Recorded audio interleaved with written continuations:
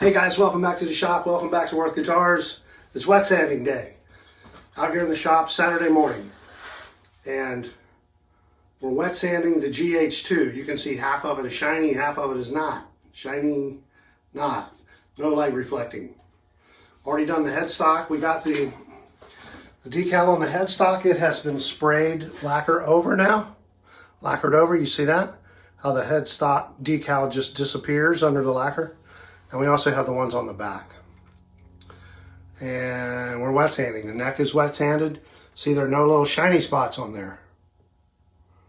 It's a nice, flat, even surface. You see that? You see the shiny lacquer inside the access covers there. And then the sanded lacquer. And there may be one or two little teeny tiny spots in there. But I'm going to get them with the next grit. The next set of cycles with the grit, because I go through 800, 1000, 1200. I may even go down to 1500 this time just to see if it makes a difference.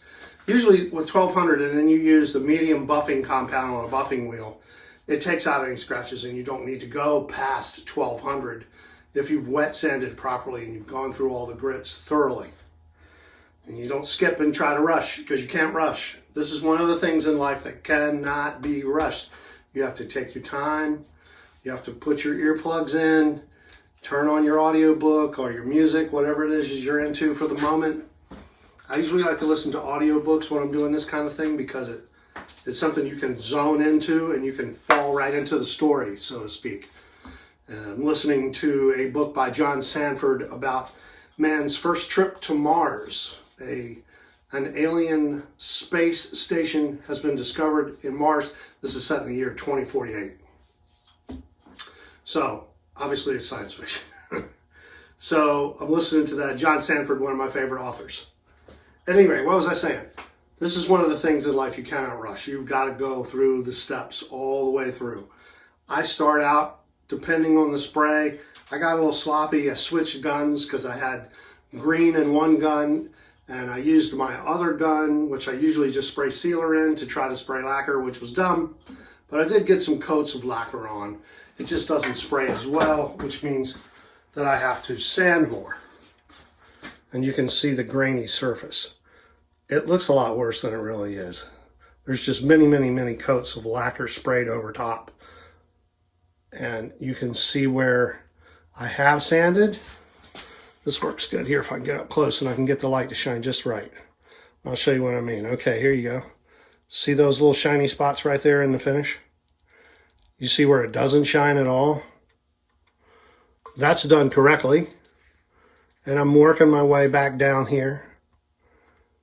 And all you got to do is just turn it right in the light. And you can see those shiny spots. That's what I need to get out.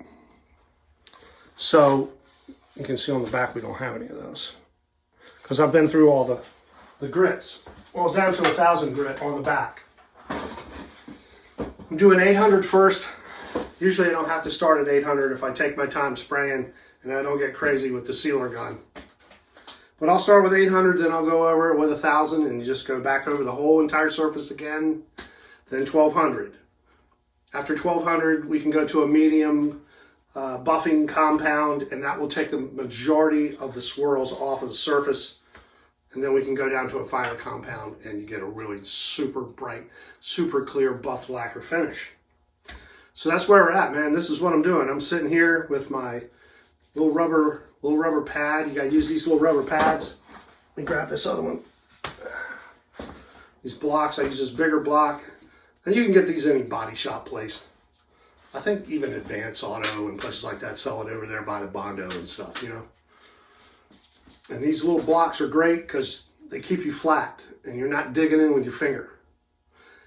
And if you try sanding with your finger, I've made this mistake also, you may roll your finger and the next thing you know, you're scratching it with your fingernail. Ask me how I know that.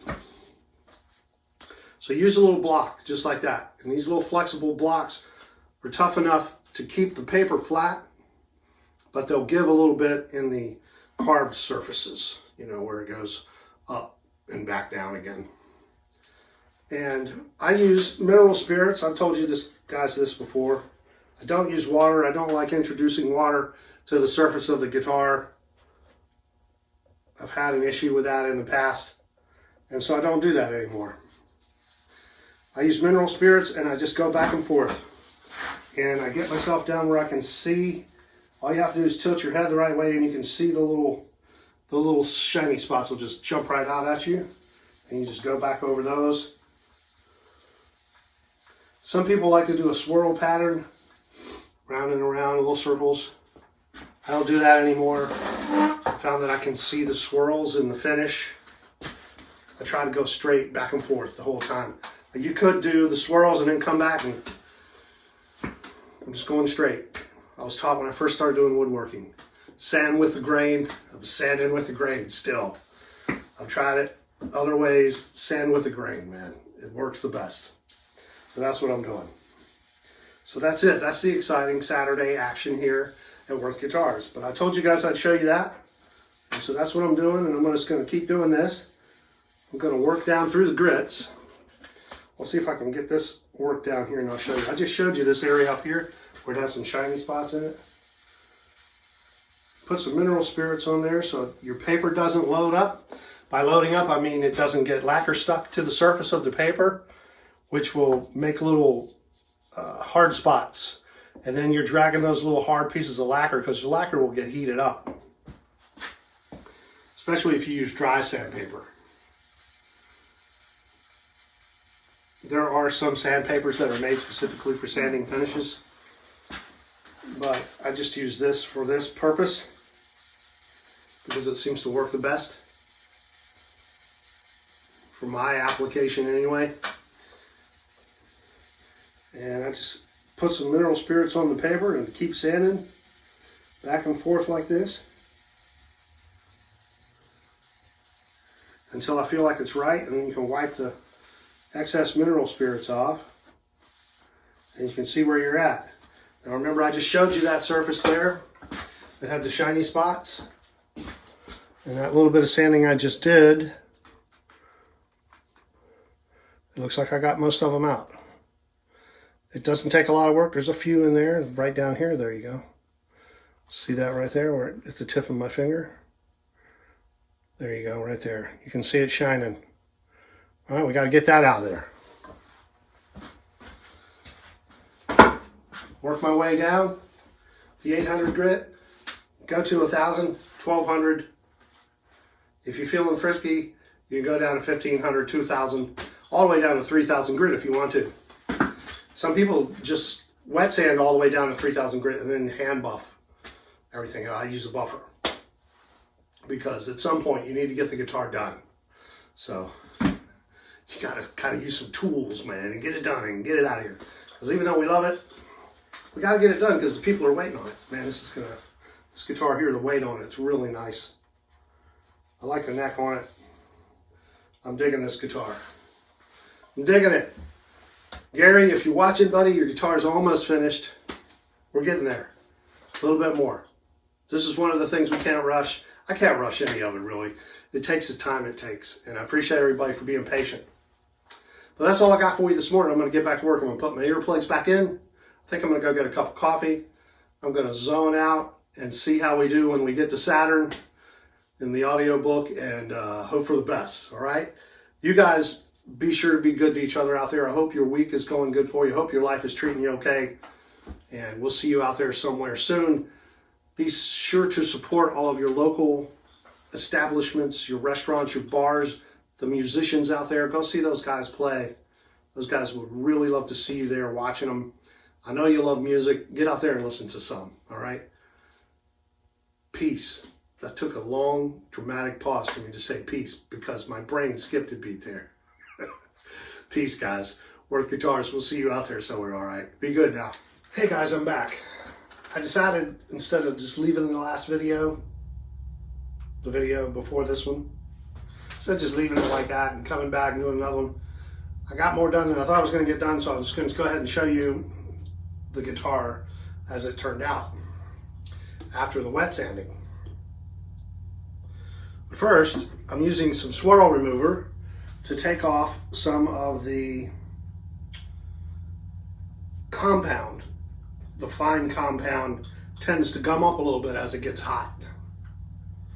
And I just use a little swirl remover, and it takes that off very nicely, cleans it up. And it also takes off any residual haze of buffing compound that may be on the guitar.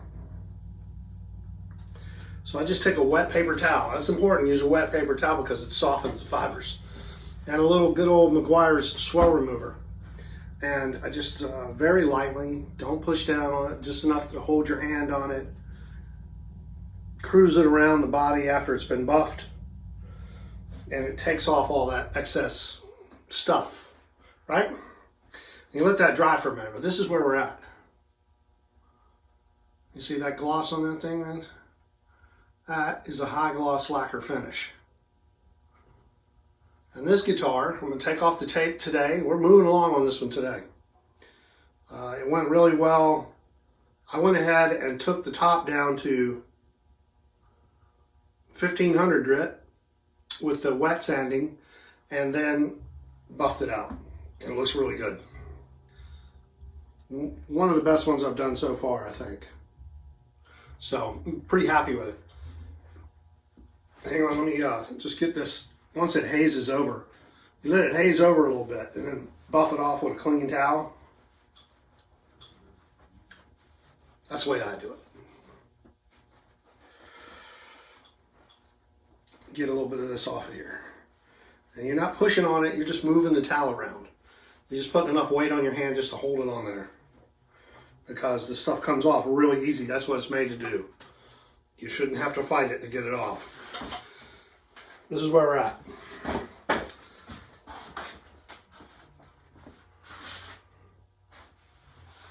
That is a beautiful high gloss finish right there.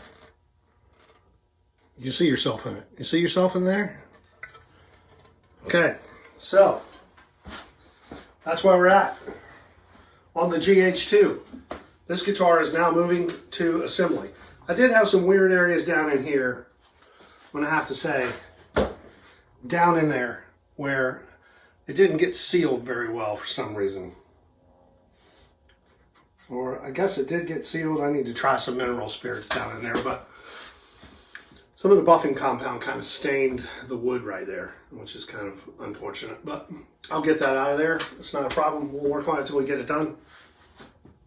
I'm gonna go ahead and take this off, take the tape off the fretboard, and we're good to go. We can start assembly. I think everything is good to go. Other than that, it looks like she's ready. And there we are, guys. All right, now I'm done. You guys have a good one. We'll see you next time. Peace.